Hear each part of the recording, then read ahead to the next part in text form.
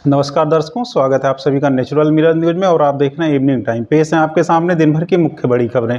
लोकसभा चुनाव के मद्देनजर प्रधानमंत्री नरेंद्र मोदी, गृह मंत्री अमित शाह, भाजपा अध्यक्ष जेपी नड्डा ने अलग अलग जनसभाओं को संबोधित किया। लोकसभा चुनाव 2024 के लिए कांग्रेस अध्यक्ष मल्लिकार्जुन खड़गे ने कर्नाटक में जनसभा को संबोधित किया।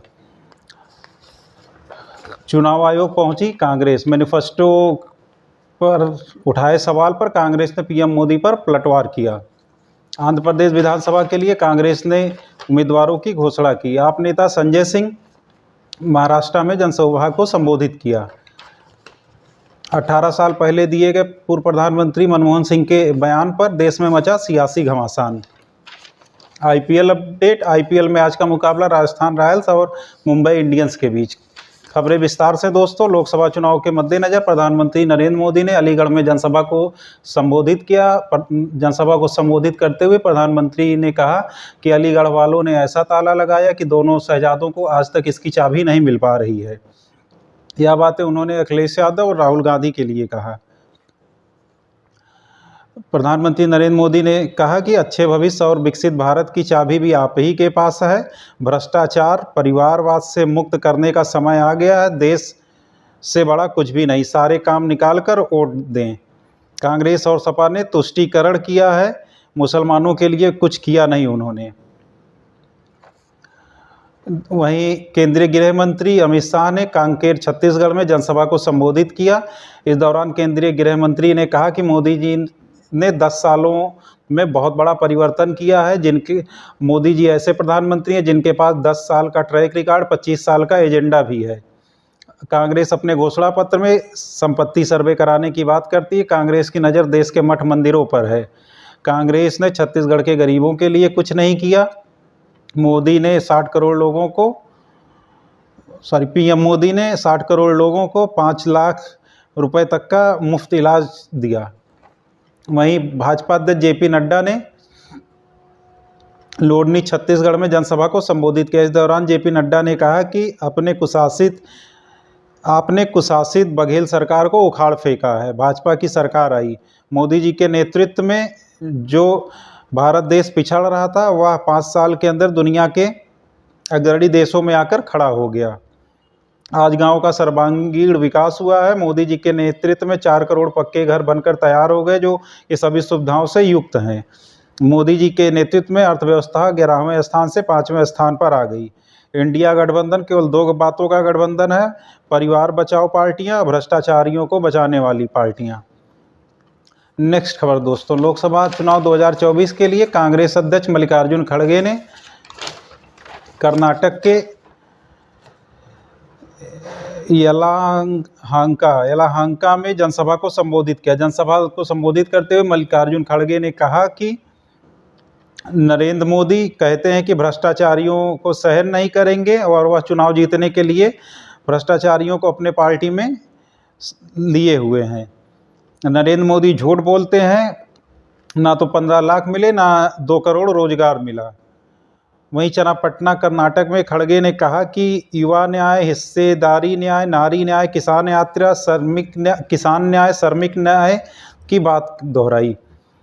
वहीं खड़गे ने कहा कि देश के लोकतंत्र को बचाने और संविधान को बचाने के लिए यह चुनाव बहुत जरूरी है।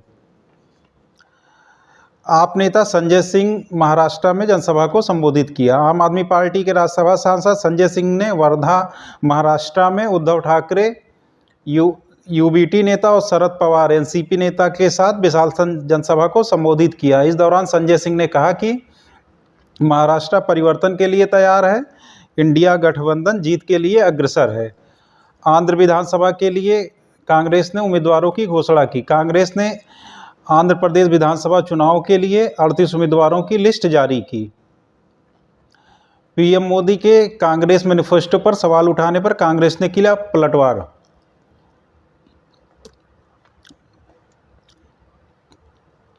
कि प्रधानमंत्री नरेंद्र मोदी के कांग्रेस के मैनिफेस्टो पर सवाल उठाने पर कांग्रेस ने पलटवार करते हुए कहा कि पीएम मोदी लगातार झूठ बोल रहे हैं। पीएम मोदी कितने भी झूठ बोल लें, हम अपनी सारी नीतियों से आर्थिक असमानता खत्म करके ही रहेंगे। यह बातें कांग्रेस प्रवक्ता सुप्रिया श्रीनेत ने कही। कांग्रेस पार्टी ने चुनाव आयोग से शिकायत दर्ज कराई। आज कांग्रेस पार्टी का एक प्रतिनिधिमंडल चुनाव आयोग पहुंचा, जहां कुछ अहम मुद्दों के साथ उन्होंने 17 मांगों को लेकर शिकायतें दर्ज कराई, जिसमें कुछ अहम मुद्दे हैं, जिसमें राजस्थान में प्रधानमंत्री द्वारा समुदाय विशेष के लिए भद्दा वक्तव्य चुनाव आयोग का उल्लंघन है। दूसरा, न्यूज़ 18 पर अमीश देवगन के एक प्रोग्राम में वैमनस्यता बढ़ाने, गैर कानूनी और धर्मनिरपेक्षता के विरुद्ध बताया गया है। वहीं सूरत लोकसभा चुनाव में धांधली आदि मुद्दे शामिल हैं। नेक्स्ट खबर दोस्तों, देश में 132 हस्तियों को मिला पद्म सम्मान।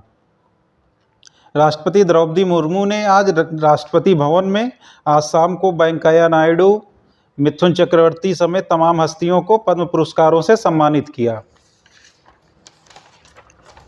सूरत में भाजपा प्रत्याशी निर्विरोध निर्वाचित, राहुल गांधी ने किया विरोध जताया। गुजरात में सूरत लोकसभा सीट से भाजपा उम्मीदवार मुकेश दलाल निर्विरोध निर्वाचित हो गए हैं।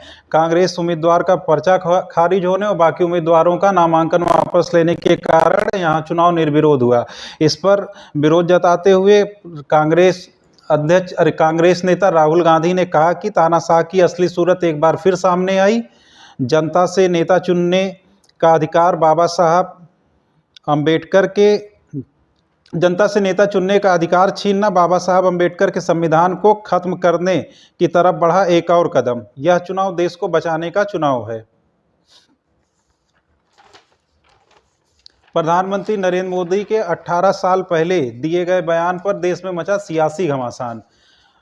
देश के पूर्व प्रधानमंत्री मनमोहन सिंह ने 18 साल पहले 9 दिसंबर 2006 को राष्ट्रीय विकास परिषद की बैठक में कहा था कि 11वीं पंचवर्षीय योजना ऐसी बिंदु से शुरू हो रही है जब हमारे देश की आर्थिक क्षमता ने हमारे संसाधनों को उन सपनों को साकार करना संभव बना दिया, जिसमें समृद्ध, समावेशी, न्यायसंगत भारत का सपना देखा गया था।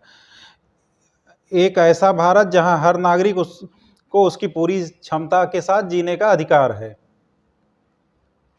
मनमोहन सिंह के जिस बयान पर घमासान मचा हुआ है, उसमें उन्होंने कहा था कि मेरा मानना है कि हमारी प्राथमिकताएं कृषि, सिंचाई, जल संसाधन, स्वास्थ्य, शिक्षा, ग्रामीण बुनियादी ढांचे, अल्पसंख्यकों, महिलाओं, बच्चों का उत्थान हो।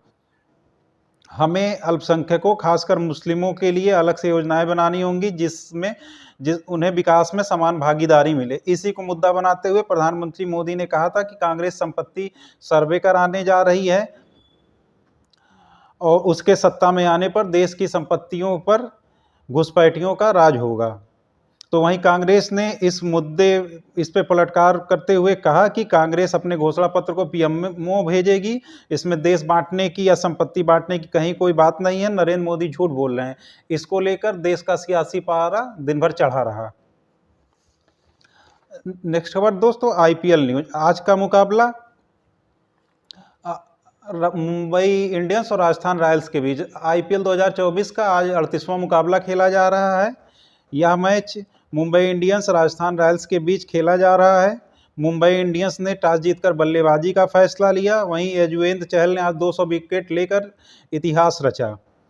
ताज़ा स्कोर मुंबई इंडियंस का 152 रन 5 विकेट के नुकसान पर 16 ओवर 2 गेंद पर। एक खबर और है दोस्तों, अखिलेश यादव कन्नौज से लोकसभा का चुनाव नहीं लड़ेंगे। अखिलेश वहां कन्नौज लोकसभा क्षेत्र से तेज प्रताप यादव पूर्व सांसद का नाम घोषित हुआ। बहुत बहुत धन्यवाद दोस्तों। आशा करता हूं आपको मेरी खबरें अच्छी लगी होंगी। अधिक से अधिक मेरे चैनल को सब्सक्राइब करें और अपने राय मुझे कमेंट बॉक्स में भेजते रहें। Good night.